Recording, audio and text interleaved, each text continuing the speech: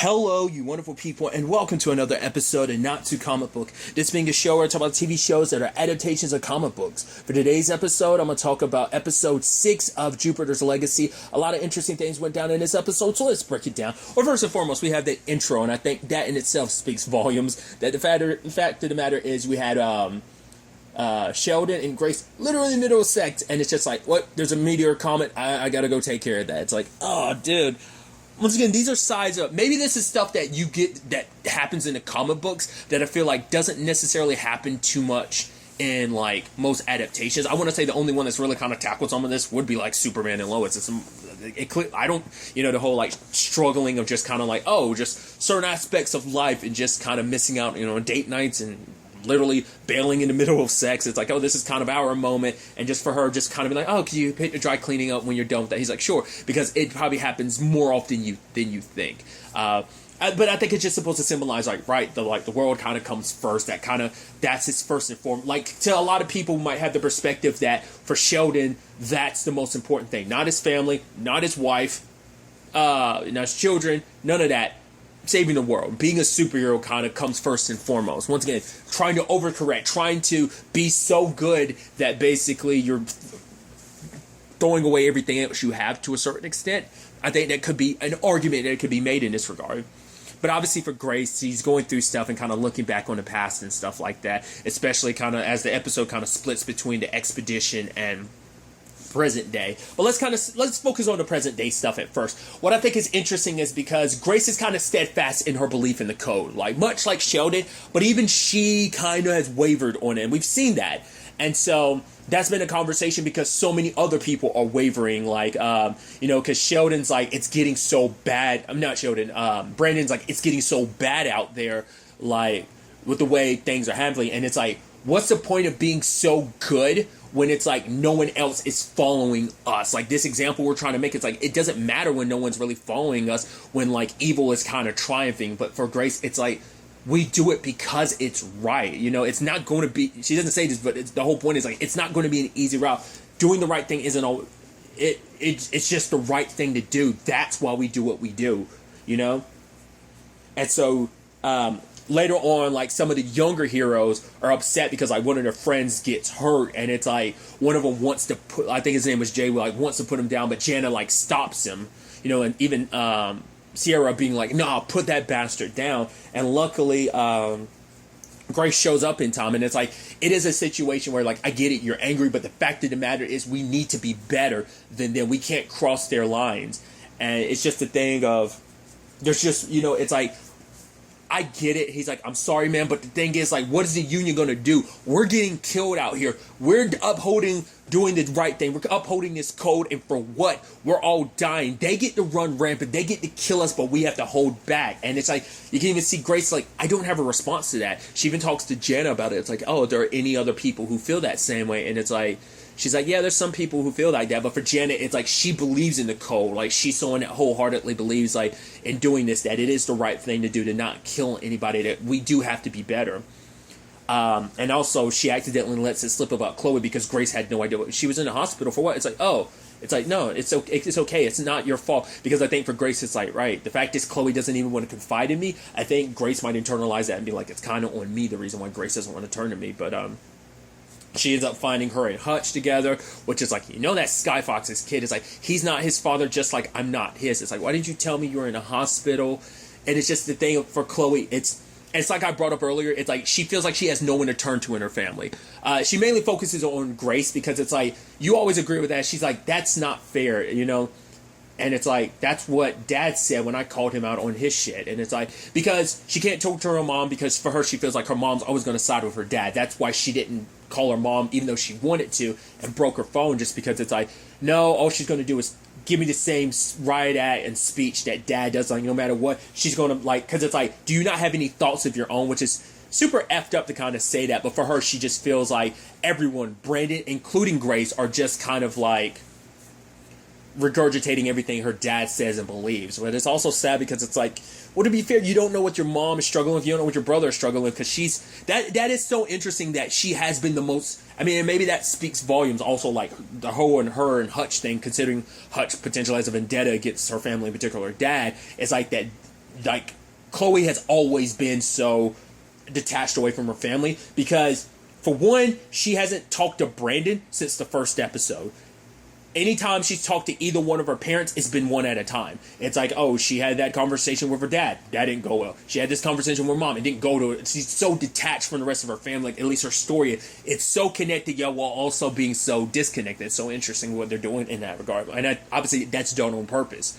But for Chloe, once again, it's like, Brandon's going to agree with Dad because he wants to be Dad. He wants to impress Dad. He wants Dad to love him so much, so he's always going to agree. So, once again, she just feels like an outsider in her own family and that no one's there for her, And she's just like, so can you go, Mom? Like, it's going to freak him out to see my mom, my boyfriend or whatever, seeing, like, my mom floating out here. And she's like, I love you. And she leaves, It's like, despite everything, your parents do love you. It's not your dad. It's has a hard time showing it, but your mom legitimately loves you. She even goes to fits. It's like, oh yeah, like, some of the young ones want to kind of cross that line, because Brandon killing Black Star was like, that's the point they always go back to. It's like, he did what he did, and it's like, we need to start doing that too. It's like, they're starting to look at kind of the wrong example because they're supposed to be the ideal, right? But now it's a situation where they're looking to Brandon as an example of why they should cross that line. So it's an interesting thing. And even Fitz being like, no, maybe that's the right thing to do. And she's like, wait, you can't really believe that. For him, it's like, yeah, the world is changing. And she's like, yeah, I get that. She's like, I see that firsthand. My son, despite everything we taught him, took a life, And it's just like, going against everything that they believe in, which for Chloe, in her mind, it's like, no, what Dad believes in that you're just regurgitating.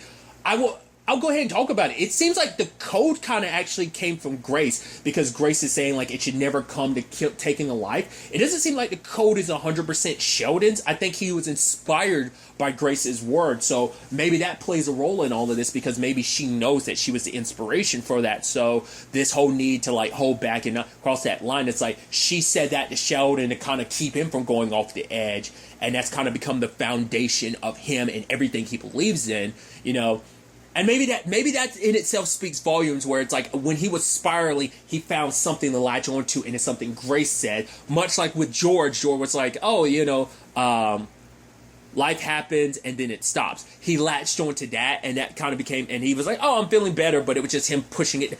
Like, once again, he just never truly fully dealt with things, I believe, and it's just like been bubbling. He's just been latching on to other people's stuff and kind of making it the core of who he is. Maybe I'm reading too much into that, but I think that's fascinating if that ends up being the case. That, and I wonder, does Grace realize that? Because that might play some role in how she handles a lot of stuff going forward, where she might feel like, a lot of this is on me because I kind of set the precedent for the code to a certain extent. But we'll talk about the past stuff soon enough. But obviously, Jana goes and deals with a villain, and she goes in there to back her up. But it turns out, because we're hearing the exertion sounds, and I'm like, I didn't know which way it was going. I was like, is someone hurting Jana, or is Jana crossing the line and hurting someone? But at the end, and this is the sad thing, her final word, she's just like, I didn't break the code. No matter what, I didn't break the code. It's like, that's the saddest thing, that even in her death, her final words had to be, I didn't break the code. I upheld it. I believe, and it's just like, the fact is that they're dying just so they don't cross that line, that her final breath, her final words were just a plea to be like, I didn't break the code. It's okay. I believed into it to the very end, and like, people are dying because of the belief in this code. So like, you see where some people are coming from with that. So it's so interesting and complicated, and I find that so fascinating that it and Grace lost it. Like, Jana, like, she was filled with rage. Once again, what does Sheldon say? Like, don't give in to your anger. Like, he told that to the kids at the very beginning of the series. And so Grace kind of gave into her anger. Like, Homedoer's like trying to blast her, and then she just comes over and beats his shit. I figured that's where the story was going to go. I thought she was going to fully cross the line, but it's like, and she comes out covered in blood. It's like, get the coroner here. It's like, Ghost Beam is dead, but Homedoer, he gets to live. And it's just like, that's the frustrating thing. The good die while the evil just get to live. It's like, how is that fair? Like, how is that right in a world where it's like, we're doing good, we're doing nothing but our best, and so many innocent people, so many good people who are upholding this code end up dying because of it. And it's just like, I think it's kind of making Grace waver. I think she's kind of losing her belief and faith in this to a certain extent. I don't know. And obviously she goes home, she takes a bath, and just kind of like, the moment Sheldon comes back, she doesn't immediately jump into it. She is like, oh, how was everything? It's like, she's like, it was fine. She just, and then just casually later on Blaze, oh yeah, I ran into Chloe's. Oh, how was that? Yeah. Also, yeah, Jana's friend. Yeah. Yeah, it's like, and once again, Ghost Beam. Oh, Chloe's, once again, that's the interesting thing. Aside from the people within the Union, he doesn't, and his own family, he doesn't refer to, like, in the sense that, like, the core people he came up with. So George Fitz, he doesn't call his own brother by that name, but, he doesn't refer to his son or his daughter as, like, code names. He doesn't refer to Grace as one, but everyone else is their code names to him. He doesn't, because, once again, that's a conversation that Grace had with him earlier, too, being like, they are human beings. Like, they are superheroes, but they're also human beings. Those two aren't mutually exclusive. Like, you're treating them more just like the superheroes they are rather than the human beings that they are. Like, you forget that. Because he does. He just sees him as like a... Because, once again, it's like Ghost Beam. Oh, Tectonic. He didn't remember Barry's real name. Which is such an interesting... Because we do kind of get to know heroes on that personal level. Like, when I think Green Arrow, I think Oliver Queen and Green Arrow. When I think Supergirl, I think of Kara Danvers. I think of... And Supergirl. Like, I think of both their secret identity because they're core aspects. Because they are the... they're, those lives they lead, their quote-unquote secret identities, are just important to them as their superhero lives. Because it's the balance. And Sheldon's kind of lost a lot of that balance. And it kind of treats a lot of people like they've lost that balance, but for them it's like, no, I'm still me. Like, that's why Chloe's like, I'm Chloe, I'm not some superhero you want me to be. Brandon's trapped between the identity of being Paragon but kind of losing who he is as Brandon, kind of like sadly following in his father's footsteps, which is so interesting because Sheldon did everything to not follow in his father's footsteps. That's such a fascinating thing when you kind of just like break down, like almost like, I guess psychology would become the word, I don't know. But so there's that. Obviously, in the past, we had the whole situation where they found the captain and everything. And it's like, okay, we got to make this work. But for him, it's like, no. We're not going to do that because there's so much, like, that place you want to go. There's so many ships that sank, and even Grace and Fitz were like, wait, what? Because not everyone else knew that. Like, the only one who definitely knew that was Sheldon about, like, the boat and everything. Maybe George had some idea. Well, maybe not. Who knows? But...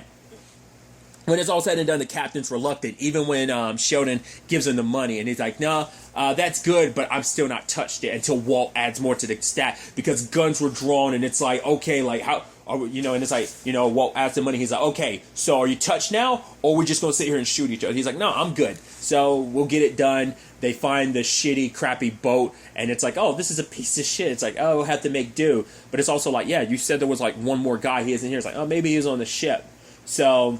they're setting off, and obviously as time passes, like, Grace starts noticing, because she is a reporter, so she starts noticing, like, Sheldon's talking to himself a lot.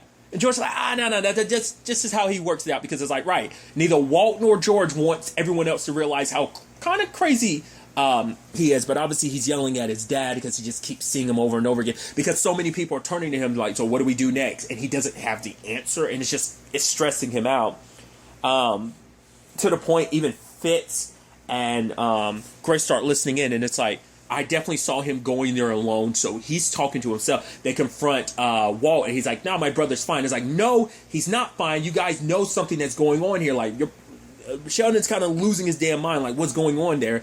And then everything with George telling him to kind of come up, because basically the boat ended up stopping.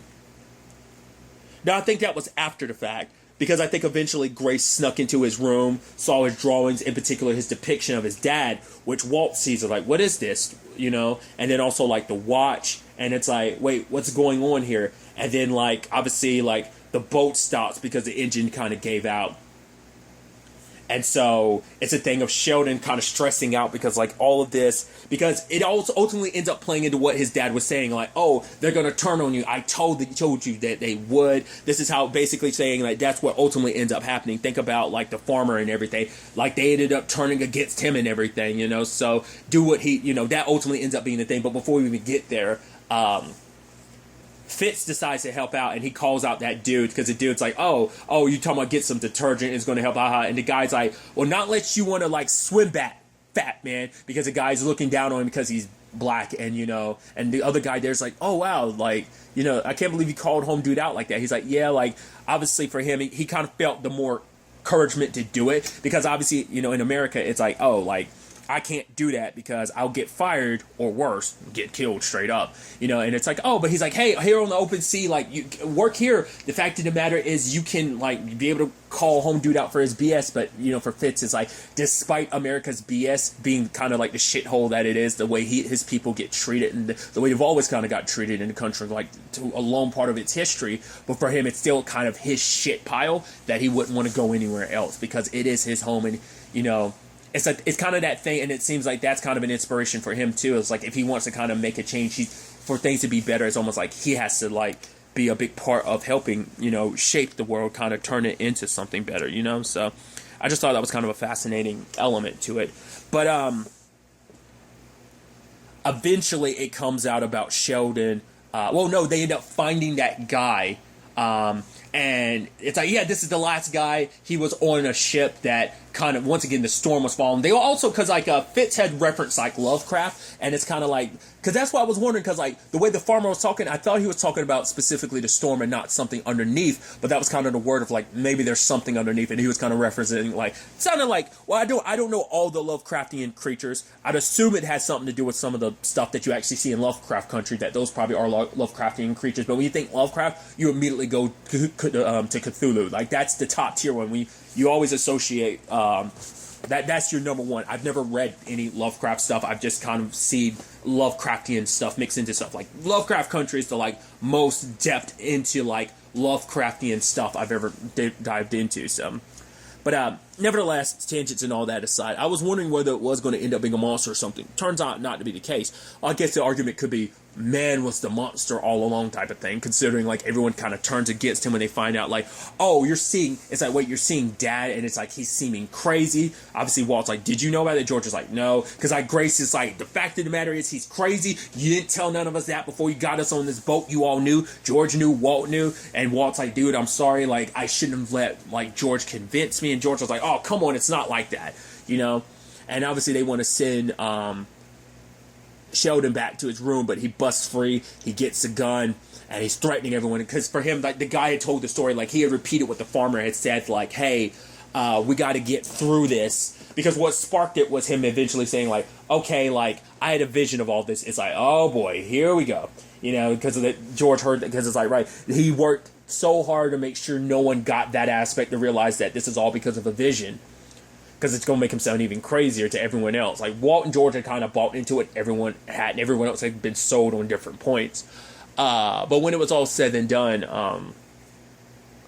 he got the gun pointed at everyone and saying, we're going to go through the storm, because every time someone tried to run from it, whether it was the farmer, whether it was this particular doctor dude, it's like the storm would follow him. It's like, that's why, instead of running from it, we need to go through it, because he ends up talking about it kind of like, I don't remember if it was this or earlier, but I think at certain points he kind of recognizes it, like, yeah, I think this is all some kind of test, and that's what I kind of figured as much. It's meant to kind of push you to see whether or not you're worthy or not. So Sheldon keeps getting pushed, like, especially with everyone kind of turning against him, and his dad being like, go ahead and kill them. I told you they turned against you. This is the only way. They're going to turn against you like everyone turned against me. But then, like, Grace spoke to him and it's like, it's okay. Whether your dad's real or not, it's real to you. But the fact of the matter is, you don't have to kill someone. Like, taking a life, there's always another option. You don't have to take a life. So she was able to kind of speak sense to him and kind of get him to throw down his gun.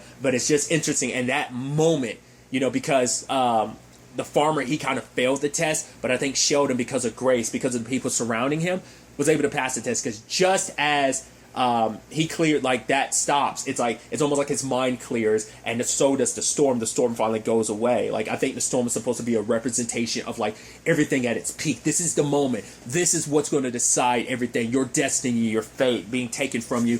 Like, it's kind of what his dad was kind of saying, but it's like, this is the moment that decides everything. It comes down to your decision, what you do. Sheldon not pulling the trigger ended up being the thing that ultimately proves you are worthy. So you passed the test.